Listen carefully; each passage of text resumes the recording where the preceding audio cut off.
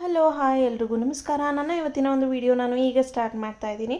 So ಇವತ್ತಿನ ಒಂದು ವಿಡಿಯೋದಲ್ಲಿ EMI ಅಂತ ಅಂದರೆ ಏನು, ಅದು ಹೇಗೆ, ಪ್ರೊಸೀಜರ್ ಹೇಗೆ, ಎಷ್ಟೊಂದು ಜನಕ್ಕೆ ಗೊತ್ತಿಲ್ಲ EMI ಅಂತ ಅಂದರೆ ಏನು, ಹಾಗೆ ಅದನ್ನು ಎಷ್ಟೆಷ್ಟು ದುಡ್ಡು ಕಟ್ಟಿ ಮಾಡಬೇಕು. ಹಲವಾರು ಜನಕ್ಕೆ ಹಲವಾರು ರೀತಿಯಾದಂತಹ ಆಸೆ ಇರುತ್ತೆ, ನಮ್ಮ ಮನೆಗೆ ಈ ಥರ ಫರ್ನಿಚರ್ ತೊಗೋಬೇಕು, ಈ ಥರ ಮಾಡಬೇಕು ಅಂತ. ಸೊ ಅದಕ್ಕೂ ಕೂಡ EMI ಕೊಡ್ತಾರಾ ಅಂತ ಕೇಳಿರೋರನ್ನ ನಾನು ನೋಡಿದ್ದೀನಿ. ಸೊ ಇನ್ ಡೀಟೇಲಾಗಿ ಅದ್ರ ಬಗ್ಗೆ ಮಾಹಿತಿನ ಇವತ್ತಿನ ವಿಡಿಯೋದಲ್ಲಿ ನಾನು ಕೊಡ್ತೀನಿ. ಅದಕ್ಕಿಂತ ಮುಂಚೆ ನೀವು ಇನ್ನೂ ಯಾರೂ ನನ್ನ ಚಾನಲ್ನ ಸಬ್ಸ್ಕ್ರೈಬ್ ಆಗದೆ ನೋಡ್ತಾ ಇದ್ದರೆ ಈ ಕೂಡಲೇ ಹೋಗಿ ಸಬ್ಸ್ಕ್ರೈಬ್ ಆಗಿ, ಹಾಗೆ ಲೈಕ್ ಮಾಡ್ತಾ, ಶೇರ್ ಮಾಡ್ತಾ, ಕಮೆಂಟ್ ಮಾಡ್ತಾ ನಿಮ್ಮ ಅಭಿಪ್ರಾಯಗಳನ್ನ ತಿಳಿಸೋದನ್ನ ಮರಿಬೇಡಿ. ಸೊ ಬನ್ನಿ ಇವತ್ತಿನ ಒಂದು ವಿಡಿಯೋದಲ್ಲಿ EMI ಅಂತ ಅಂದರೆ ಏನು, ಓಕೆ, EMI ಅಂತ ಅಂದರೆ ಏನು ಅದರ ಮಾಹಿತಿನ ತಿಳ್ಕೊಳ್ಳೋಣ. ಅಂದರೆ ಈಕ್ವೇಟೆಡ್ ಮಂತ್ಲಿ ಇನ್ಸ್ಟಾಲ್ಮೆಂಟ್, ನಮ್ಮ ಭಾಷೆಯಲ್ಲಿ ಹೇಳಬೇಕು ಅಂದರೆ ಈಸಿ ಮಂತ್ಲಿ ಇನ್ಸ್ಟಾಲ್ಮೆಂಟ್ ಅಂತಲೇ ಅನ್ಬೋದು.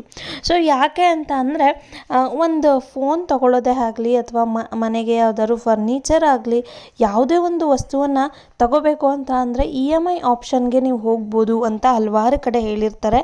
ನಿಮ್ಗೆ ಅದ್ರ ಬಗ್ಗೆ ಇಲ್ಲ ನಾವು ಕ್ಯಾಶ್ ಆನ್ ಕ್ಯಾರಿ ಮಾಡ್ತೀವಿ ಅಂತ ಅಂತಾರೆ. ಇನ್ನು ಕೆಲವರು ಬೇಡ ಅದಕ್ಕೆ ಹೋಗಬೇಡಿ, 30,000 ಪ್ರಾಡಕ್ಟು ಅಂದರೆ 40,000 ಕೊಟ್ಟು ತಗೋಬೇಕಾಗತ್ತೆ ಅಂತ ಇರುತ್ತೆ.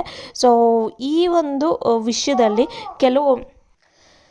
ಕೆಲವೊಮ್ಮೆ EMI ಹೋಗಿ ಆದರೂ ಸರಿ ಕೆಲವೊಂದೊಂದು ಪ್ರಾಡಕ್ಟ್ನ ನಾವು ತಗೋಬೇಕು ಅಂತ ಅನ್ಕೋತೀವಿ. ಅದು ಹೇಗೆ, ಯಾವ ಪ್ರಾಡಕ್ಟನ್ನು ಹೇಗೆ ತಗೋಬೇಕು, ತುಂಬ ನೀಡಿರುವಂತಹ ಪ್ರಾಡಕ್ಟ್ನ ನಾವು ತಗೊಳ್ಳೇಬೇಕಾಗತ್ತೆ. ಫಾರ್ ಎಕ್ಸಾಂಪಲ್ ಹೆಲ್ತ್ ತುಂಬ ಅಪ್ಸೆಟ್ ಆಗಿರುತ್ತೆ. ಸೊ ಅಂಥ ಸಮಯದಲ್ಲಿ ನಮಗೆ ವಾಷಿಂಗ್ ಮಿಷಿನ್ ಬೇಕಾಗುತ್ತೆ, ಅಷ್ಟು ದುಡ್ಡಿಲ್ಲ ನಮ್ಮ ಹತ್ರ.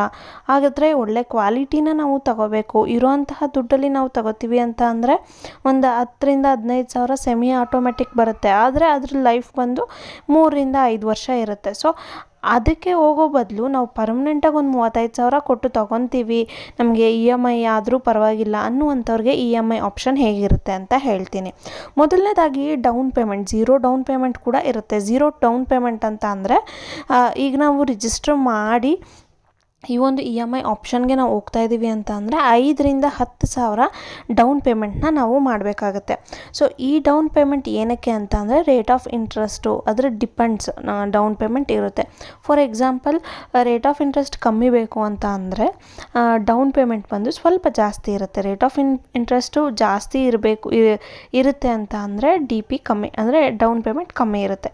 5,000 ಡೌನ್ ಪೇಮೆಂಟ್ ಮಾಡಿಬಿಟ್ಟು ನಾವು 10 ತಿಂಗಳು EMIನ ಕಟ್ಟಿ ನಾವು ವಾಷಿಂಗ್ ಮಿಷಿನ್ನ ತಗೋತೀವಿ ಅಂತ ಇಟ್ಕೊಳ್ಳಿ. ಸೊ ಅದು ಹೇಗೆ ವರ್ಕ್ ಆಗುತ್ತೆ ಅಂತ ಅಂದರೆ 5,000 ಡೆಪಾಸಿಟ್ನ ಮಾಡ್ತೀವಿ 35,000 ಒಂದು ವಾಷಿಂಗ್ ಮಿಷಿನ್ ತಗೊಳ್ಳೋಕ್ಕೆ ಅಂತ ಅಂದರೆ ಅಲ್ಲಿ 10,000 ಡಿವೈಡ್ ಮಾಡಬೇಕು. 35,000ದಲ್ಲಿ 10 ಮಂತ್ಸು 12 ಮಂತ್ಸು ಈ ರೀತಿಯಾದಂತಹ ಆಪ್ಷನ್ಸ್ ಇರುತ್ತೆ. ಸೊ ನಾವು ತಗೋಬೋದು 6 ಮಂತ್ಸ್ ಅಂತ ಅಂದ ತಕ್ಷಣ ತಿಂಗಳಿಗೆ 5,000 ಕಟ್ಟಬೇಕು ಅಂತ ಇರುತ್ತೆ.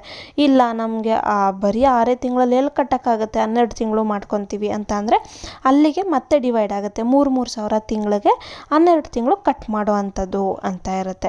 ಇಲ್ಲ ನನಗೆ 12 ತಿಂಗಳಿಗೂ ಕಟ್ಟೋಕ್ಕಾಗಲ್ಲ ಅಂತಂದರೆ 15 ತಿಂಗಳಿರುತ್ತೆ, ಇಲ್ಲ 17 ತಿಂಗಳಿರುತ್ತೆ. ಸೊ ಇಲ್ಲಿ ಹೇಗೆ ಅಂತ ಅಂದರೆ ನೀವು ಮಂತ್ ಎಕ್ಸ್ಟೆಂಡ್ ಮಾಡ್ಕೊಂಡಷ್ಟು ಅಮೌಂಟು ಕೂಡ ಕಮ್ಮಿ ಆಗುತ್ತೆ. 5,000, 2,500, 3,000, 4,000 ಈ ರೀತಿಯಾಗಿ ಇರುತ್ತೆ. ಸೊ ಡಿಪೆಂಡ್ಸ್, ನೀವು DP ಎಷ್ಟು ಮಾಡ್ತೀರಾ, ಹಾಗೆ ಮಂತ್ಲಿ ಇನ್ಸ್ಟಾಲ್ಮೆಂಟ್ ಎಷ್ಟು ಮಂತ್ ತಗೋತೀರಾ ಅನ್ನೋದ್ರ ಮೇಲೆ ಡಿಪೆಂಡ್ ಇರುತ್ತೆ. ಸೊ ಈ ರೀತಿ EMI ವರ್ಕ್ ಆಗುತ್ತೆ ಅಂತ ಹೇಳ್ತೀನಿ. ಸೊ ಇದು ಒಂದನ್ನು ನಾನು ಎಕ್ಸಾಂಪಲ್ಗೆ ಅಂತ ಹೇಳ್ತಾ ಇರೋದು. EMI ಆಪ್ಷನ್ಸ್ ಬಂದು ಈ ರೀತಿ ಪ್ರೊಸೀಜರ್ ಇರುತ್ತೆ, ಓಕೆನಾ. ಸೊ ನಿಮಗೆ ಈ ಒಂದು ಮಾಹಿತಿ ಇಷ್ಟ ಆಗಿದೆ ಅಂತ ಅನ್ಕೋತೀನಿ. ಇಷ್ಟ ಆದರೆ ಒಂದು ಲೈಕ್ ಮಾಡ್ತಾ, ಶೇರ್ ಮಾಡ್ತಾ, ಕಮೆಂಟ್ ಮಾಡ್ತಾ ನಿಮ್ಮ ಅಭಿಪ್ರಾಯಗಳನ್ನ ತಿಳಿಸೋದನ್ನ ಮರಿಬೇಡಿ.